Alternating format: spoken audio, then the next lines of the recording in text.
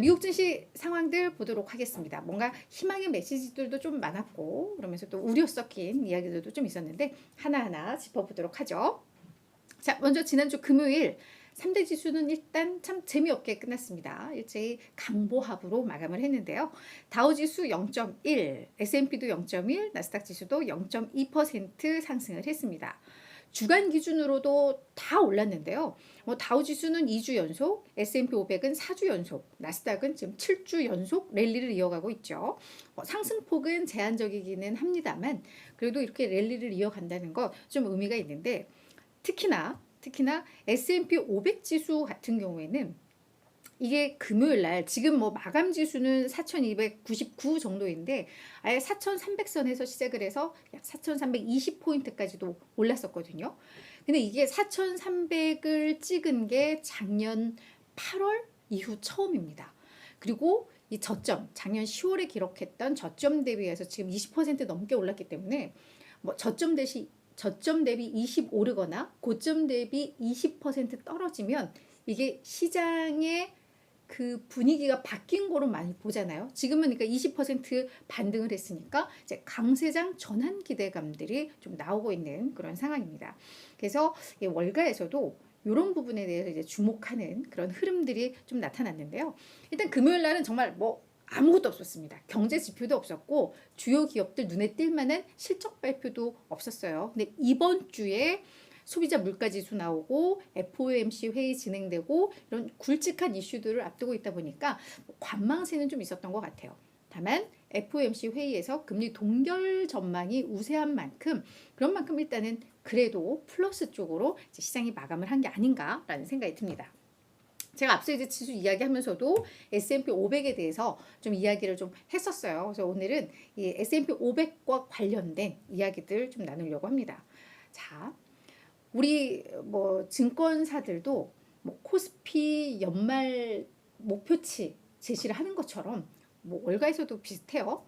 근데 최근 들어서 S&P 500의 연말 목표치를 상향 조정하는 움직임들이 많이 좀 포착이 되고 있습니다. 특히나 지난주 금요일 날 골드만삭스에서도 목표 지수를 높였거든요. 자, 한번 좀 보죠. 자, 골드만삭스의 데이비드 코스틴, 이 사람은 미국 주식과 관련된 이제 전략을 제시하는 고참급 전략가입니다. 이 사람이 당초 S&P 500에 대해서 연말까지 약 4,000포인트 정도 예상을 했었는데요. 요거를 4,500으로 높인 겁니다. 한 13% 상향 조정을 한 거죠. 근데 지금 지수가 약 4,300 정도가 되니까 한 추가 상승 여력은 한 5% 정도 남아있다라고 보고 있는 겁니다. 자, 그 이유들을 좀 보자면 일단 미국 경제의 연착륙 가능성을 가정한 목표치라고 보시면 될 것 같아요. 그리고 이게 목표치를 올렸다는 건 뭔가 이익 전망치를 높이거나 이런 흐름들이 있어야 그 근거가 되는데 올해 EPS 전망치는 그냥 유지는 했습니다. 그런데 왜 그러면 지수 목표치는 올렸냐라고 봤더니 지금까지는 일부 메가캡 종목들, 그러니까 빅테크 기업들이 상승을 이끌었지만 이게 점점 영역이 넓어지고 있다. 기존의 빅테크뿐만 아니라 다른 지난번에도 얘기했듯이 소형주들도 같이 랠리에 동참하고 이러면서 이게 저변이 넓어지고 있다. 그런 부분이 오히려 지수 상승을 추가적으로 더 높일 수 있다라고 보고 있는 거고요. 현재 이 PER이 19배 정도로 이 골드만삭스에서 예상했던 것보다는 좀 높다고 해요. 그러니까 이렇게 되면은 약간 고평가 국면 아니야라는 우려가 될 법도 한데, 자, 이 데이비드 코스틴은 뭐라고 하냐면 지금 인플레이션이 확실히 둔화되고 있고 성장도 확 꺾이지 않죠. 건전한 성장을 이루고 있고 이런 것들을 고려했을 때 당초 예상했던 퍼보다는 높지만 어느 정도 정당화되고 있다. 그래서 연말 목표치를 높였다라고 설명을 하고 있습니다.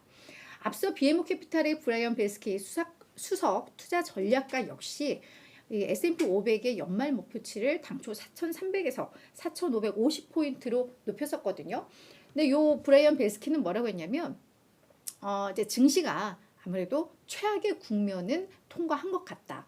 그리고 연준이 6월에 금리를 동결하더라도 한 7월이나 이때 한 번 정도 더 높일 수 있다라는 지금 그런 우려들이 나오고 있는데 이런 부분 역시도 이미 주가에는 선 반영됐다.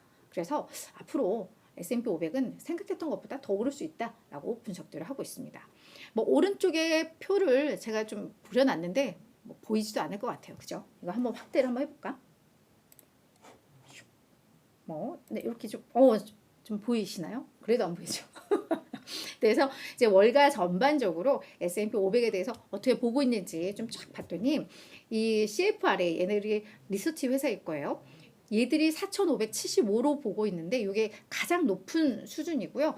가장 낮게 보는 데는 3,725까지도. 바클레이즈는 상당히 부정적으로 좀 봐요. 그리고 시티에서도 약 3,900 정도 보고 있는데 지금 골드만삭스라던가 BMO가 요 중반쯤에서 지금 다 목표치 올리고 있는 것처럼 이런 추세가 좀 나온다면 이게 전반적으로 이게 좀 높아질 가능성은 있다. 지금 S&P 500의 월가 목표치 평균은 약 4,230 정도인데 이미 지금 지수가 이를 돌파를 했죠. 그래서 이게 가격 부담으로 이어질지 아니면 월가의 목표가 상향으로 계속해서 이어질지는 저희가 좀 볼 대목인데 기술적으로도 긍정적인 뭐 이런 흐름들이 좀 나오고 있죠. 그런 면에 있어서는 기대는 할 만하다라고 보시면 될 것 같습니다. 자, 그다음 이번 주 주요 일정 보시다면 실적은 월요일에 오라클 정도가 좀 있고요. 그리고 목요일날 어도비가 있습니다. 최근 어도비 새로운 AI 수혜주로 뜨고 있기 때문에 요 기업을 좀 볼 필요가 있을 것 같고요.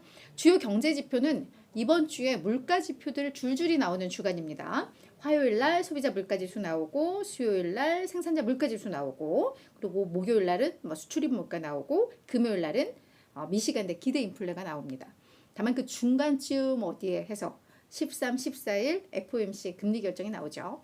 근데 이번에는 아마 동결 가능성이 높습니다. 다만 이번에 점도표도 나오기 때문에 이 연준 인사들이 연말까지 금리가 어떻게 될 것인지에 대한 방향성을 사실 제시해 주기 때문에 6월에 동결하고 나서 한 올해 몇 차례 금리 인상을 할까 뭐 이런 것들을 볼 수 있다는 점에서 사실 이번 주의 핵심은 요 FOMC 그리고 그에 바로 하루 앞서서 나오는 소비자 물가지수 이게 어느 정도 또 영향을 미칠 수 있으니까요. 그래서 그런 점들 이번 주에 주요 일정이다. 네, 판단을 하시면 될 것 같습니다.